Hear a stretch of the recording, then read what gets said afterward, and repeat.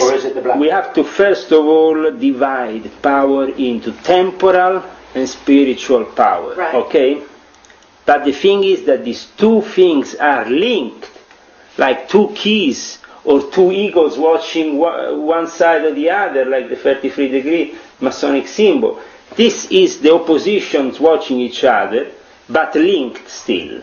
And obviously the Pope was always linked with the Emperor. So if the Emperor today is the President of the United States, but still under the Pope, because the spiritual blessing comes from the Pope. Okay, the Pope structure then the Pope has... is a very old man. Is he really in charge, or is someone else in charge? We have the Pope, then we have the Jesuits. And many people say, are the Jesuits in charge? The Jesuits are in charge for many years of the Secret Service of the Vatican. Okay, which is but do also... you know these people? Yes, Do you know these I Jesuits? have photos, if you want, with the head Jesuit of the Interreligious Dialogue Department of What the is their Jesuits. In agenda? fact, recently I have been accused on the internet of being myself a Jesuit agent because there is pictures of me with senior Jesuits. Now, the problem is why I have pictures with the senior Jesuits, because I was involved in interreligious dialogue, and up until even recently, last May, I participated to an interreligious dialogue meeting here in Oslo, where this senior Jesuit was present, which is Thomas Michel, and for people it's strange that enemies can meet up. Well, I was critic towards him, in front of him, but we still meet up. We don't have to go around with guns and shoot each other. There has to be a level of dialogue above all, even between the enemies. And this has happened always since the beginning of time. Now, if the opposition has only to be one guy, like Alex Jones shouting with a microphone in front of a building, well, that is a very stupid opposition for me, sorry. Opposition has to be a constructive opposition. We have to propose some alternatives, discuss some possibilities. Okay, but what alternative would you suggest? I mean, what is your vision, or what would your vision be? How would it be different than the Jesuits said? Vision for the world?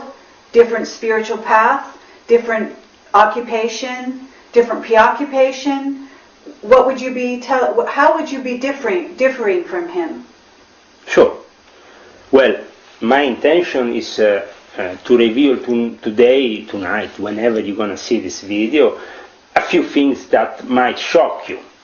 Like, for example, the revelation that in the Vatican himself we have over 40 cardinals that are Muslim and that are practicing the Jehoshaphat, which is a specific holy book that the Muslims use for specific purposes, and called the Jehoshaphat al-Kabiri.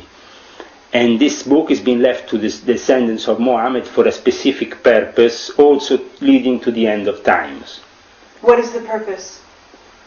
To be able to control that evil, those evil forces that, for example, the majority, unfortunately, in the Vatican practices with the black masses, with the evocation of certain entities, with the use of these demons. Now, people must say, how is possible the Pope is evoking demons? Well, if you just do a little bit of brief history lessons and you go and study the history of the Vatican, you will find that from Papa Onofre to many other popes in the Vatican, they have been practicing magicians themselves, using evocations, publishing also material on these evocations, through who? The Jesuit order is in charge of the esoteric side of the Vatican. This has happened because the esoteric order is very important for the Vatican, as it includes all this secret information regarding the evocations and how they should be done.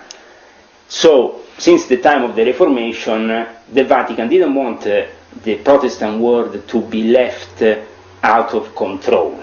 They said, okay, we might leave them independence, but in the meantime we have the Jesuits controlling them in any way possible, also through these links, like the secret societies, and then the Rosicrucians became corrupt and became themselves part of the Jesuit conspiracy in the 17th century.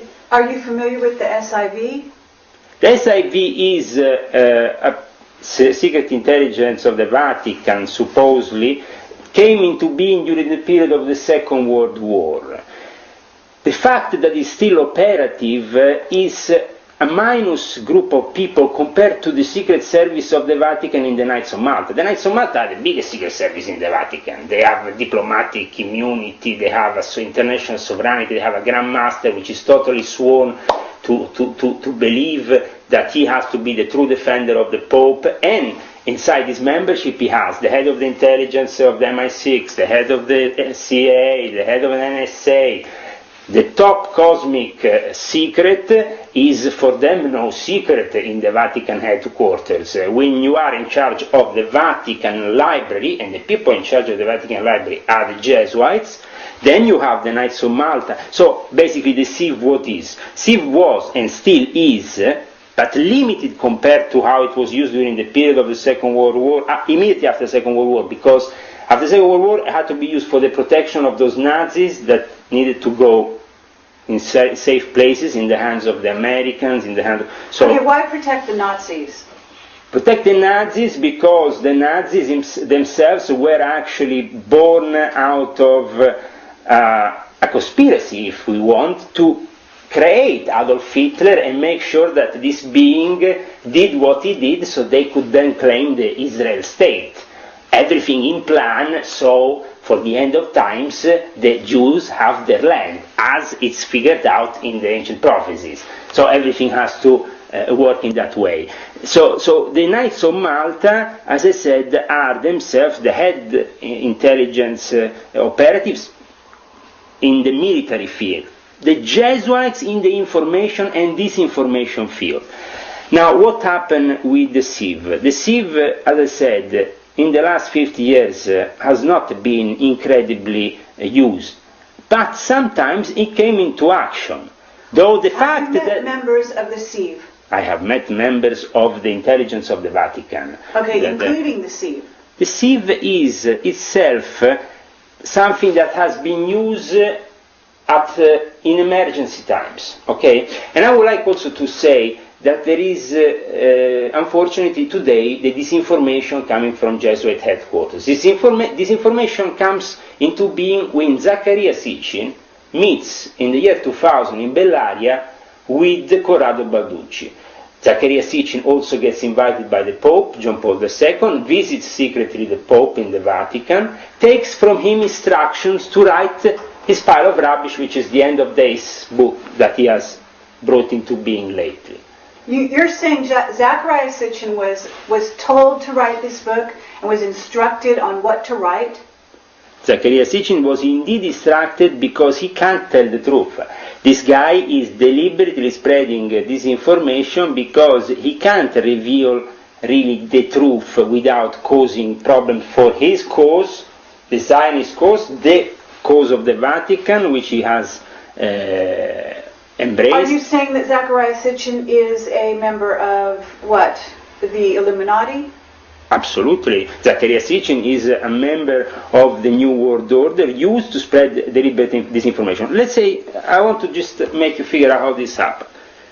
When, at the end of the 90s, in the alternative media, certain information started to spread, especially regarding these Anunnaki beings, call them Nephilims, call them however you know. Now, what are they really? Do they really want you to know what they are? No, they want you to know what they want, how their idea that they want to spread is something of a pre-constructed idea, which is disinformation. It's not the real thing. If you knew in reality what these entities were, you would not even touch them. You would just drove the other way. Well, tell us what is the real nature of Okay, no, but I tell you, just a second. From your point of view. No, but this is interesting how the Jesuits spread this information. A Jesuit contacted an Italian journalist in the UFO scene and spread a certain amount of disinformation, including the fact that the CIV was still the greatest intelligence in the Vatican, with what? With 100 people, a couple of Benedictine monks, a couple of nuns, and the Vatican includes millions of members worldwide. They all function as intelligence from the beginning of time. They all go to confessions. The Catholics, well, they are part of an intelligence system run by the Vatican. That's how it is from the beginning of time. So they definitely don't need only one apparatus that can control. Then, if you go and study the history of the CIV, you see there is a Jesuit-based thing that is full of Jesuits. So, and then, on top of that, who is running the astronomic laboratories for the Vatican? The Jesuits. For example, in Mount Graham in Arizona, nobody asked what is happening. I can tell you what is. I can tell you also what they're doing. Well, tell me. So people. So this information goes through and then hits, the appropriate sources. And they can say, okay, there is a Jesuit footage of Planet X. Another pile of the biggest pile of rubbish ever, could only come out of the minds of the Jesuits. Why? Because the Jesuits are very intelligent. They can figure out how to take, sorry if I say very lower, the piss out of anybody, because they are really masters of deception. I work with them. I will show you some picture after of these people, but how they work is... But what is their motive for this disinformation? So you want to know more about the entities. Now, who is spreading this? How they think? Zaccaria Sitchin met with Corrado Balducci. Who is Corrado Balducci? Corrado Balducci is not only the official spokesman for the UFO in the Vatican. You understand? This is just a front. Who is he? He's a demonologist. Okay. The biggest exorcist in the Vatican. Right. That should already make you think, okay, there is a connection here between the alien myth and the demonology. Mm-hmm. Now we found also that this connection is very much alive when most of the people who have spread the disinformation regarding the alien beings have been from the time of Aleister Crowley, his followers of Hubbard or whatever. But the people that have been deliberately spreading this information. But to a certain extent, Hubbard knew the truth as well as Crowley, because they said themselves. I mean, it was Crowley who said, you call them gods, then we call them angels. In 50 years, we will call them something else. He showed the image of the lamb, which was the first image resembling an alien being. This is genies. In Islam, we call them genies. Genes. But by any other name, what are we talking about? We're talking about spirits. We're talking about a demon is nothing other than a spirit being, a being, who is perhaps not incorporated in the material world. No, it can incorporate. The thing is that there is a certain degree of misconception. Okay, let me tell you exactly what are these UFOs.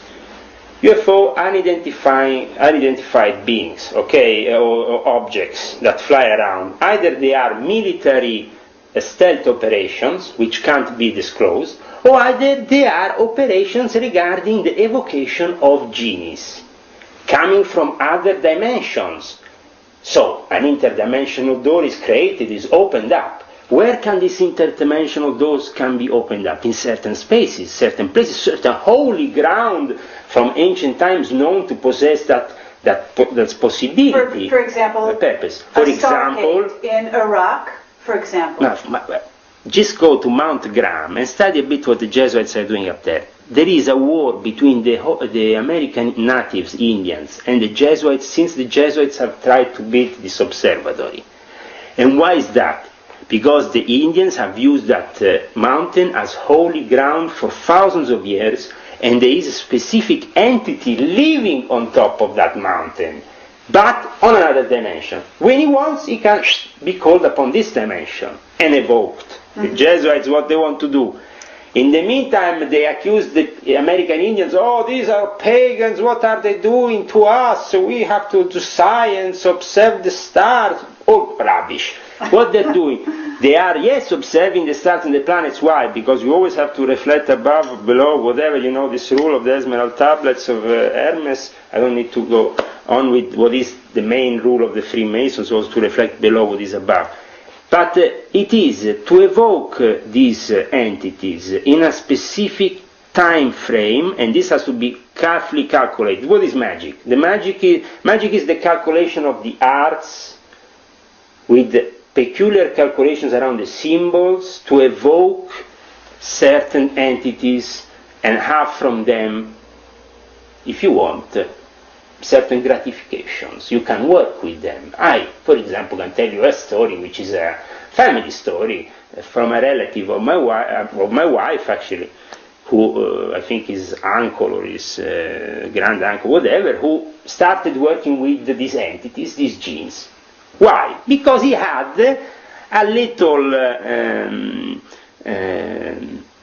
how you say, a little ranch style, American style, you call it ranch, how you call it, a ranch? Yeah, where you have animals, where you have, Right. where you're planting things. So he was alone. He wanted to find some workers.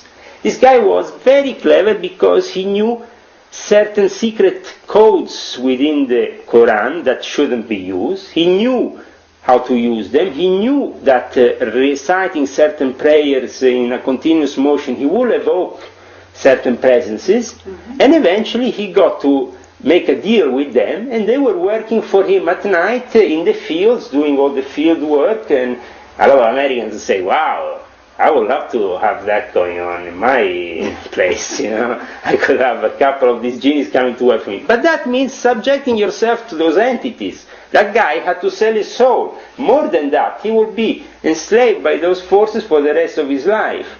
In fact, he had to continuously recite his prayers and then not recite it at certain times and whatever, otherwise he will create for himself a disaster.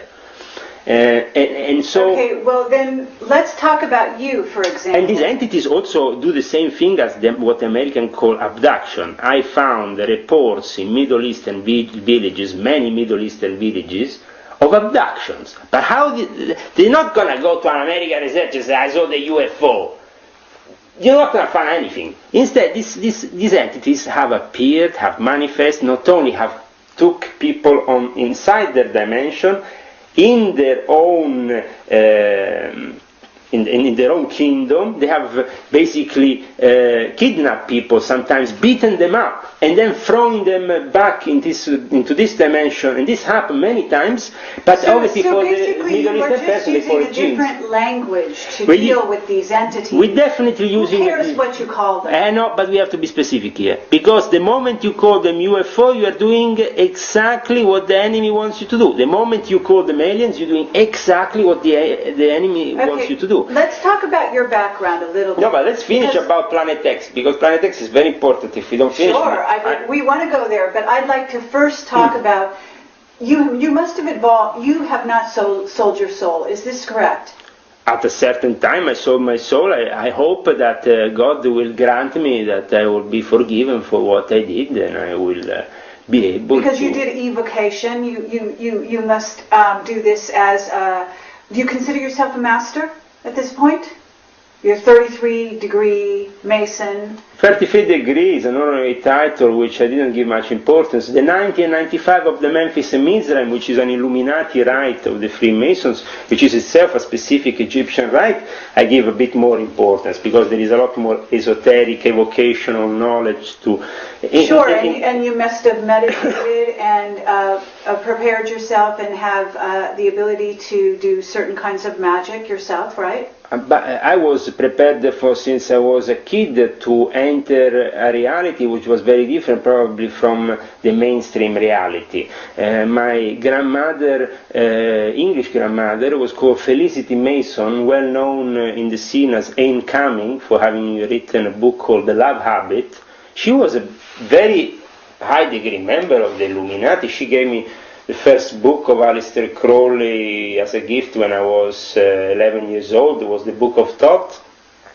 And from her I learned a lot of things. She had friends, incredible friends. I mean, you can go and check, even on the internet, the friends of Felicity Mason was Brian Geis and William Burroughs. William Burroughs, one of her best friends, and I met incredible people, from the Pet Shop Boys to Sting, to all the singers, the rock artists, but at the same time also the writers, very avant-garde. I met Brian Geison in person more than one time. But I met you also when I was magic and not be an evil person, isn't that right? No, that's the thing. Unfortunately, I discovered after many years, and I have to say, this is the final result of my studies, that if you want to stay within the magic realm of respect for God and everything, I mean, magic exists. You can stay in its magic realm, but you don't have to move anything and become an active part of it, because that's dangerous. It's forbidden to do any magic in my new religion, which is Islam, what I've embraced.